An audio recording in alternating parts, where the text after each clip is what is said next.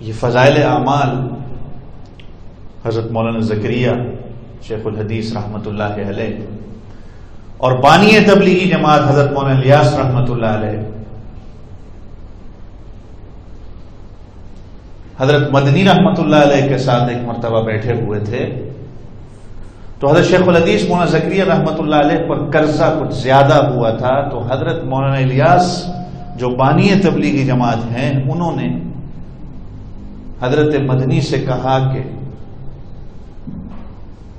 زکریا پر رحمۃ اللہ علیہ پر کچھ قرضہ چڑھ گیا ہے، تو تم اللہ سے کیوں نہیں کہتے کہ ان کے قرضے کو چکا دیں؟ بڑے لوگ تھے،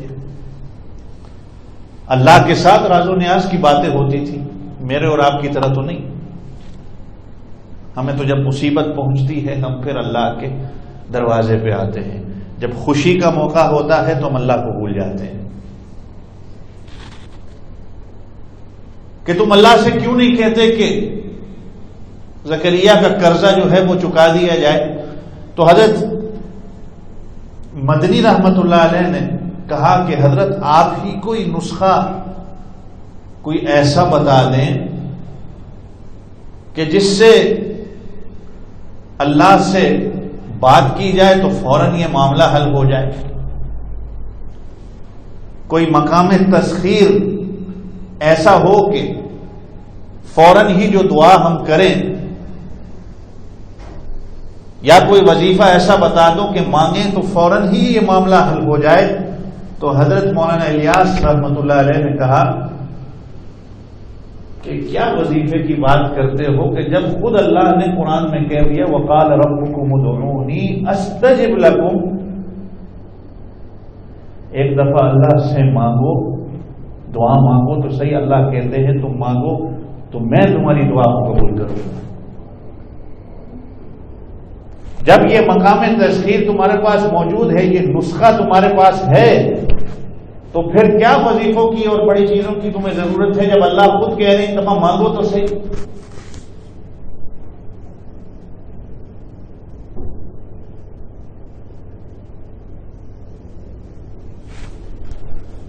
الدعاء مخ العبادہ، دعا مومن کا ہتھیار ہے اور یہ عبادت کا مغز ہے۔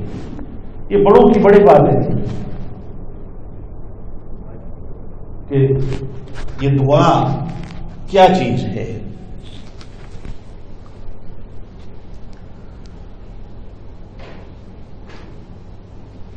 تو اپنے آپ کو انسان دیکھیں، دعاؤں کا حدیث پاک میں جہاں اور دعاؤں کے بارے میں کہا جاتا ہے وہاں دعاؤں کی قبولیت کے بارے میں شرطیں کچھ بتائی جاتی ہیں۔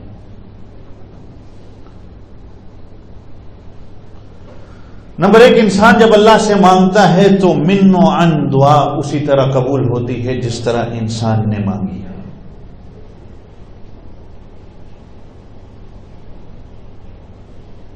جو مانگا ہے اللہ نے عطا کر دیا۔ وقال ربکم ادعونی استجب لکم، اسی طریقے سے اللہ اس کو پوری کرتے ہیں۔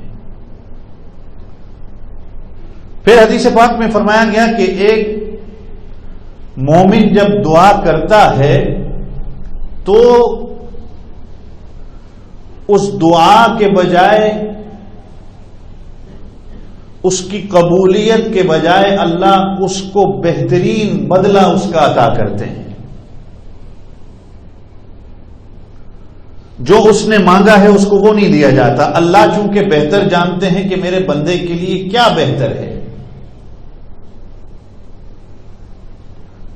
اب ایک انسان مال مانگتا ہے، اللہ جانتے ہیں کہ اگر اس کو مال مل گیا تو مال اپنے ساتھ وبال بھی لے کے آئے گا، اور اس مال کی وجہ سے ہو سکتا ہے اس کا رہنا سہنا اور اس کا بولنا، اس کا تیور ہی سارا بدل جائے، تکبر کے اندر آ جائے یہ بندہ،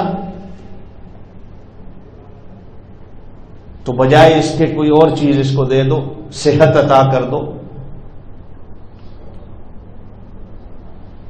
اس کے لیے کوئی مصیبت کا اگر اس کے نصیب میں آنا تھا تو اس مصیبت کو دور کر کے اس کے لیے جو ہے وہ عافیت رکھ دو. اللہ بہتر جانتے ہیں. جس طرح آپ کا بچہ کبھی آپ سے پیسے مانگتا ہے کہ ابا 10 روپے مجھے دے دیں، میں فلاں چیز بازار سے لے کے آتا ہوں. اب آپ سوچتے ہیں کہ میں اس کو 10 دوں گا، یہ پتہ نہیں کیا بلا لے کے آ جائے. اس کے بدلے آپ کہیں چل میرے ساتھ چل، 10 کے بجائے میں خود تجھے وہ چیز لے کے دیتا ہوں، اس کے بجائے 20 بھی خرچ ہو جائیں، لیکن میرا بچہ چیز تو اچھی لے، کوئی نقصان نہ کر بیٹھے. یہ اللہ رب العزت کی ذات بہتر جانتی ہے.